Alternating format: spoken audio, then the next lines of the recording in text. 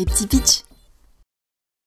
Salut à toutes et à tous et bienvenue dans les petits pitchs. Aujourd'hui on se retrouve pour parler de Hit Them All. Dans ce jeu, c'est vous les zombies. Et ouais, tu n'as pas vu venir celle-là. Ça se joue de 2 à 4 joueurs, une partie dure environ 1 heure et c'est pour les 14 ans et plus. Le contexte. On est en plein milieu d'une apocalypse zombie et un groupe d'humains se réfugie dans une maison pensant que c'est la meilleure solution pour survivre. C'était sans compter sur votre flair de zombie professionnel qui a plutôt pris ça comme une invitation à un buffet à volonté. Vous incarnez des hordes rivales décidées à bouffer le plus d'humains possible et à dominer les autres hordes. Oui, c'est un jeu compétitif. Nos hordes n'ont pas les mêmes mutations, nous ne sommes donc pas copains. Dans ma horde, on met les céréales avant le lait, par contre chez Roger, ils mettent le lait d'abord. On ne peut pas cohabiter. Le but du jeu, mordez les humains au bon moment et mordez-les plus que les autres pour marquer le plus de points et devenir la horde dominante. La partie s'arrête une fois que tous les humains sont morts ou se sont échappés. Super plan. Par contre, les humains ne vont pas rester les bras croisés pendant que vous leur bouffez les mollets, ils vont bien évidemment se défendre. Oui, eux, ils ont un cerveau. Et vous allez prendre très cher. Comment on joue?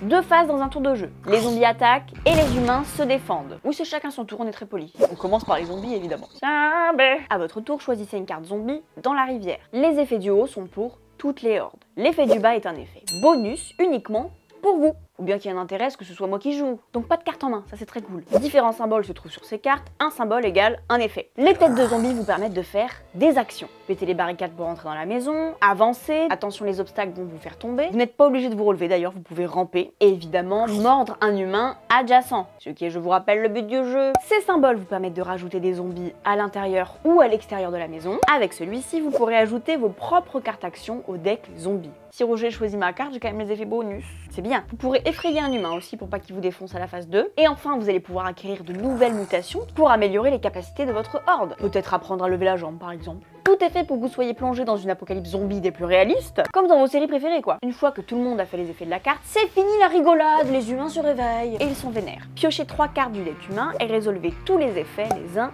après les autres. Donc eux aussi ils vont se déplacer, attaquer, mais chacun avec leur personnalité. Adèle c'est une petite mamie pas mignonne du tout, elle est en fin de vie mais il y a de grandes chances que vous mouriez avant elle parce qu'elle a un fusil à pompe. Omar, ambiance chef de famille, c'est une armoire à glace, il a énormément de points de vie. Pour l'achever il faudra s'y mettre à plusieurs. Eve c'est la maligne du groupe, elle se déplace en suivant les flèches en direction de la voiture. Si elle arrive à l'atteindre, c'est ciao, vous ne la verrez plus et ses points de victoire non plus. Harry se chie dessus globalement, c'est le gars qui gueule « On va tous mourir !» Rien la panique autour de lui. Le but est pas tout de suite, ça peut servir. Kate c'est tort, jamais sans son marteau, et au-delà de vous clouer le bec de manière très douloureuse, elle fout des barricades dans la maison s'il y a rien à taper. Elle est relou, quand je peux je la défonce. Gabriel opte également pour la fuite, il se barre par les fenêtres ou les portes non surveillées. Et enfin ne vous mettez pas sur le passage d'Odile ou de Larson, vous allez vous faire piétiner. Donc il va se passer plein de trucs, vous allez attaquer, puis eux, puis vous, jusqu'à ce que tous les humains soient morts ou évadés. Comment je marque des points? Quand vous mordez un humain, vous gagnez un de ces jetons. Chaque jeton, c'est 1 point de victoire à la fin de la partie. Donc on mord, on mord, on mord. Quand un humain n'a plus de jetons, il meurt, paix à son âme. Et non, c'est une invasion zombie. Vous allez vous disputer ses restes. Comptez vos morsures, plus tous les zombies de votre couleur qui sont adjacents au cadavre. La horde qui a la majorité remporte la tuile du haut et les points de victoire qui vont avec. Ensuite, la horde qui a infligé la dernière morsure, donc qui a achevé l'humain, gagne la tuile du bas. Le meurtrier ou la meurtrière gagne les points de victoire et réalise immédiatement l'effet sur la tuile. Parfois c'est fun, parfois c'est bâtard. Et enfin la horde qui a infligé la première morsure à cet humain le transforme en un de ces zombies. Bonjour, je suis Gabriel, je viens de décéder. Donc plusieurs manières de scorer des points. Choisissez vos cartes stratégiquement, n'hésitez pas à voler les proies des autres au dernier moment, et puis croquez, croquez, croquez. Oh, c'est la vie, elle m'a croqué. 2 modes de jeu. D'un côté, la maison que je viens de vous présenter, et de l'autre côté, vous allez courser la famille dans un cimetière pour les empêcher d'atteindre la voiture qui sauvera leur vie. Donc vous sortez des tongs comme ça et vous essayez de leur couper la route, toujours en croquant un bout de mollet si possible. Ça offre vraiment 2 expériences différentes. Vous vous doutez bien qu'on ne va pas s'arrêter là.